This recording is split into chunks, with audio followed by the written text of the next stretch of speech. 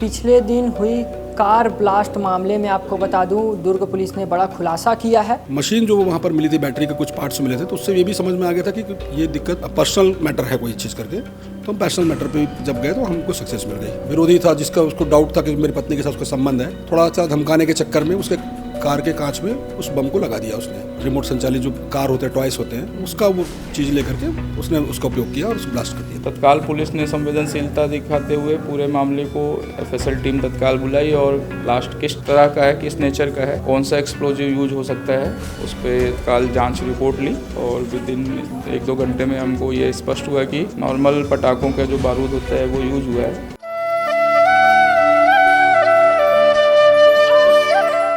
आपको बता दूं, पिछले दिन हुई कार ब्लास्ट मामले में आपको बता दूं, दुर्ग पुलिस ने बड़ा खुलासा किया है। दुर्ग पुलिस का सीधा सा कहना ऐसा है कि उसमें कोई भी तरीके का बम उपयोगिता चीज़ का उपयोग नहीं करा गया था। हालांकि कप्तान साहब का ऐसा कहना है कि उसमें 3-4 टॉप टाइगर के बम को हालांकि कोई मशीन लगा के फिट करके ब्लास्ट टाइमिंग और मैच करके उसको ब्लास्ट करा गया था। हमारे साथ क्राइम डीएसपी साहब मौजूद हैं। सर, किस तरीके से? ये आरोपी जो है कंप्यूटर साइंस का स्टूडेंट रहा है और यूट्यूब से देख करके और इसने चीज़ों को चूँकि उसके बाद खुद का ज्ञान था, तो इसने बारूद जो होता है, जो एटम बम, जो बम टाइगर होते हैं, जो आम आदमी को इजी दुकान में अवेलेबल है, उसको लेकर के इसने एक बम बनाया। और जो उसका विरोधी था जिसका उसको डाउट था कि मेरी पत्नी के साथ उसका संबंध है, उसको वो थोड़ा सा धमकाने के चक्कर में उसके कार के कांच में उस बम को लगा दिया उसने। रिमोट से संचालित था वो बैटरी, जो बच्चों के खिलौनों में जो बैटरी होती है, रिमोट संचालित जो कार होते हैं, टॉयस होते हैं, उसका वो चीज़ लेकर के उसने उसका उपयोग किया और उसको ब्लास्ट कर दिया था। सर, किस तरीके से दुर्ग पुलिस आरोपी तक पहुंची? दुर्ग पुलिस उसको, इस मामले को हमने 2 एंगल से ले रहे थे कि या तो ये उठाईगिरी के मकसद से जो बाहर का जो गैंग आता है वो कांच ब्लास्ट करता है, कांच तोड़ लेता है, तो या तो ये चीज़ है और या तो फिर दूसरी कोई निजी बात है। तो दोनों एंगल पे हम लोग की जांच चल रही थी। पहला एंगल पे तो ये क्लियर हो गया कि उठाईगिरी का मकसद नहीं है, रात को ही क्लियर हो गया था। और चूंकि इसमें मशीन जो वहाँ पर मिली थी, बैटरी के कुछ पार्ट्स मिले थे, तो उससे ये भी समझ में आ गया था कि ये दिक्कत पर्सनल मैटर है कोई चीज़ करके। तो हम पर्सनल मैटर पे जब गए तो हमको सक्सेस मिल गई। कोका रोड पे एक डस्टर कार में ब्लास्ट की सूचना आई थी, बैटरी लगा के उसको ब्लास्ट किया गया। वहाँ से फिर हमने हमारा जो डाउट था वो जिनको गाड़ी के ऊपर अटैक किया गया उनसे लंबी पूछताछ की गई कि आखिर क्या कारण है कि आपके ऊपर या आपकी गाड़ी के ऊपर इस तरह का प्रयास किया गया कि सिर्फ ये भय कारित करने के लिए प्रयास। गाड़ी की स्थिति और जो सिचुएशन थी मौके की, उसको देखने के बाद तत्काल करीब आधे घंटे में ये क्लियर हो गया था कि सिर्फ कुछ डराने का या धमकाने जैसा कुछ प्रयास हुआ है और ऐसा कोई बड़ा एक्सप्लोजिव या कुछ और यूज नहीं किया गया है। नॉर्मल चीज़ें लगा के उसको सिर्फ डराने के प्रयास में किया गया था। तो जो भी घटना पे तत्काल पुलिस ने वहाँ से मौका वारदात से गाड़ी को रिकवर किया, गाड़ी लाया, गाड़ी को एफएसएल से जांच कराई। जांच कराने के पश्चात गाड़ी पे जो घरेलू खिलौने होते हैं, जैसे हमारे घर में टॉयज होते हैं रिमोट वाले, तो उस तरह के बैटरी ऑपरेटेड रिमोट से वो उसने टाइगर बम का बारूद लगा के डिब्बे में उसको चिपकाया और उस पर बैटरी लगा के आगे जाके उसको ब्लास्ट किया, जिससे उसके कार के दोनों शीशे। आरोपी ने सारी चीज़ें स्वीकार भी किया और कैसे किया उसको पूरा उसने अपना बताया भी। सर, इसका मारना मकसद था कि इसको डराना मकसद था? नहीं, सिर्फ डराना। मारने का तो कल ही देख के ऐसा ही, अगर कोई खाली गाड़ी पे जाके बाहर से फुटेज में जाके लगा के कोई कुछ नहीं करेगा। और अगर वो बैटरी ऑपरेटेड है तो जब कोई बैठेगा तभी ब्लास्ट कराएगा। अगर उसका मारने का होता तो अगर बैटरी लगा दिया है, टाइमर लगा के रख रहा है, मतलब उसको रिमोट से ब्लास्ट कर रहा है, तो कोई बैठता तो ब्लास्ट करता, खाली गाड़ी को क्यों ब्लास्ट करेगा? तो ऐसा कुछ था नहीं।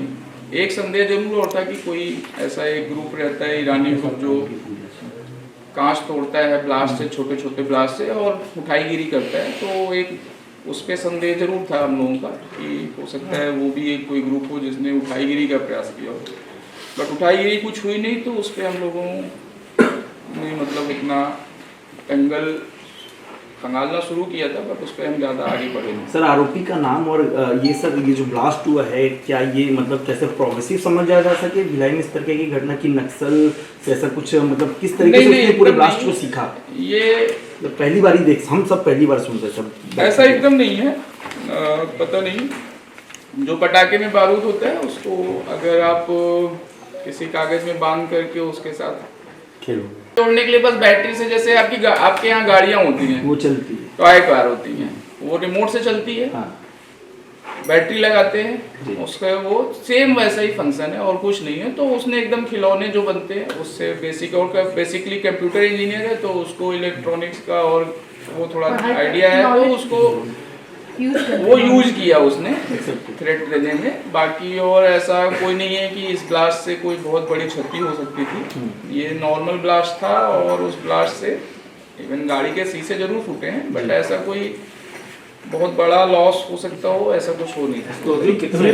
ये क्या बोलते हैं, नाम भी बता देंगे सर आरोपी का? ये बनाने के पहले से प्लानिंग किया होगा ना ये नाम? आरोपी का नाम देवेंद्र सिंह है।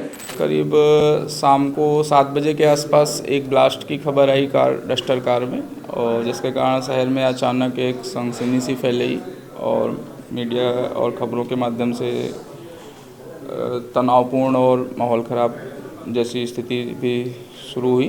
तत्काल पुलिस ने संवेदनशीलता दिखाते हुए पूरे मामले को एफएसएल टीम तत्काल बुलाई और ब्लास्ट किस तरह का है, किस नेचर का है, कौन सा एक्सप्लोजिव यूज हो सकता है, उस पर तत्काल जांच रिपोर्ट ली। और विद इन 1-2 घंटे में हमको ये स्पष्ट हुआ कि नॉर्मल पटाखों का जो बारूद होता है वो यूज हुआ है। वहाँ से हमने फिर मतलब घटना खोलना शुरू किया कि किसी ने सिर्फ डराने के प्रयास से किया है, ऐसा कोई बड़ा ब्लास्ट करने की योजना नहीं थी। उसके बाद फिर हमने उसके मालिक जिसके ऊपर प्रयास हुआ था, उस गाड़ी के मालिक के ऊपर, उसको बैठा के उससे डिटेल पूछताछ की। उसके यहाँ काम करने वाले, उसका पीछे किसी से ऐसा विवाद हुआ तो उसमें हमको जाके उसके एक कर्मचारी के विवाद पता चला, जिसके पति से उसका विवाद हुआ था। उसको फिर हमने उठाया और उससे पूछताछ करने के बाद घटना पे थोड़ा सख्ती के से पूछताछ किए तो उन्होंने वो स्वीकार किया कि उन्होंने टॉय जो आती हैं आजकल उसकी बैटरी और उसके रिमोट को यूज करते हुए, टाइगर बम के बारूद को यूज करते हुए एक डिब्बी में बंद करके उसको यूज करके ब्लास्ट किया, और उसका उद्देश्य सिर्फ और सिर्फ सबक सिखाने का था। ऐसा कोई जन क्षति या उसका उद्देश्य नहीं था। सर किसी प्रकार का लेन देन कुछ ऐसा कोई विवाद नहीं था, सिर्फ उसको शक था कि उसकी पत्नी के साथ उसका अफेयर चल रहा है, जिसके कारण उसके घर के हालात ठीक नहीं चल रहे थे। इस संदेह और शक में उसने ये घटना कायद की। उसके खिलाफ संबंधित धाराओं में अपराध दर्ज करके आगे कार्रवाई की जा रही है। सर आरोपी तक कैसे पहुंची पुलिस? मैंने बताया ना, जिनकी कार ब्लास्ट हुई वो प्रथम दृष्टया देख के ही ऐसा लग गया कि उसको धमकाने के लिए किसी ने किया है। तो उनसे बहुत डिटेल पूछताछ हुई कि पिछले 1-1.5 महीने में या पीछे उसके व्यापार में किस किस से उनका विवाद हुआ, कोई ऐसा पीछे का विवाद है क्या। तो उस पर उस महिला की पहचान हुई, उस महिला के पति को आइडेंटिफाई करके उससे पूछताछ किया गया।